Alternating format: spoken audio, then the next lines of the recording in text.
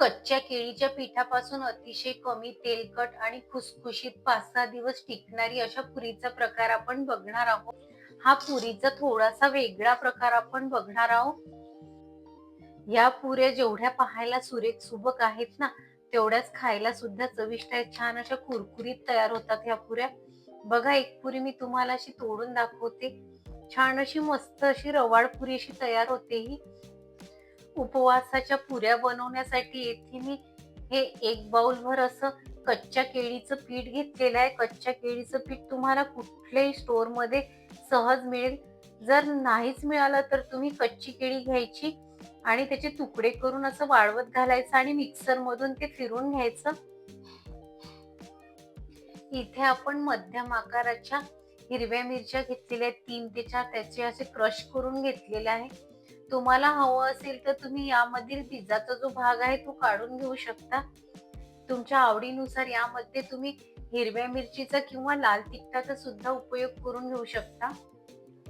तसेच यामध्ये कोथिंबीर टाकून घ्यायची आहे. तुमच्या भागामध्ये कोथिंबीर उपवासाला खात नसाल तर तुम्ही कोथिंबीर स्किप करू शकता. तसेच 2 चम्मच जिरे टाकून घ्यायचे आपल्याला. जिऱ्याने काय होते ना, आपण जेव्हा पुऱ्या खातो ना आणि जिऱ्याचा दाणा असा तोंडामध्ये येतो तर चव खूप छान येते या पुऱ्यांना. तर जिरं टाकून घ्यायचंय आपल्याला आणि चवीनुसार मीठ टाकून घ्यायचंय आपल्याला. आता सर्व जिन्नस आपल्याला हलक्या हाताने असे सर्व मिक्स करून घ्यायचं आहे पिठामध्ये. मी येथे 1 वाटी ताक घेतलेलं आहे. तुम्हाला हवं असेल तर तुम्ही दह्याचा सुद्धा उपयोग करून घेऊ शकता हे पीठ भिजवायला. परंतु थोडंसं हातावर असं थोडंसं घेऊन आपल्याला एक असा घट्टसर गोळा याचा मळून घ्यायचा आहे. असं हातावर घेऊन असं हलकंसं असं फिरवायचं ताक आणि असा हलकासा असा गोळा असा मळत जायचा. परंतु काळजी घ्यायची आहे, गोळा असा घट्टसर मळायचा आहे. जर गोळा पातळसर मळला तर चांगल्या पुऱ्या वळल्या जाणार नाही याच्या. तुम्ही यामध्ये ताकाच्या ऐवजी पाण्याचा सुद्धा उपयोग करून घेऊ शकता हे पीठ मळण्यासाठी. केळीच्या पिठाला चिकटपणा असतो बघा, असं छान प्रकारे असा गोळा असा चांगला मळला गेलेला आहे आणि घट्टसर गोळा असा मळून घ्यायचा आणि चांगल्या प्रकारे असा जसा कणकेला आपण कसं छान मळून घेतो तशाच प्रकारे 5 मिनिट असं सतत आपल्याला मळत राहायचा आहे गोळा.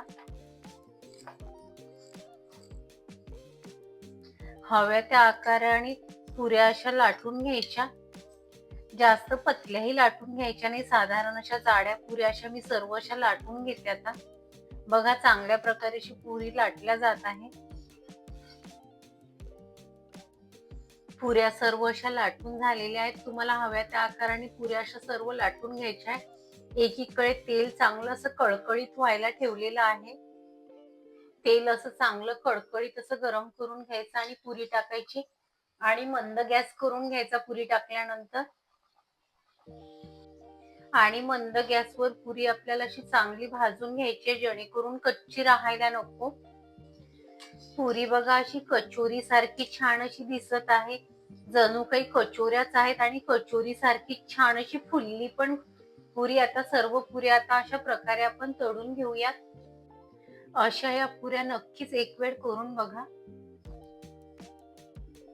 आजची ही पुऱ्याची रेसिपी जर तुम्हाला जराही आवडली असेल तर तुमच्या मित्रांमध्ये शेअर करायला विसरू नका. भेटूया एक नवीन रेसिपी सोबत. बाय.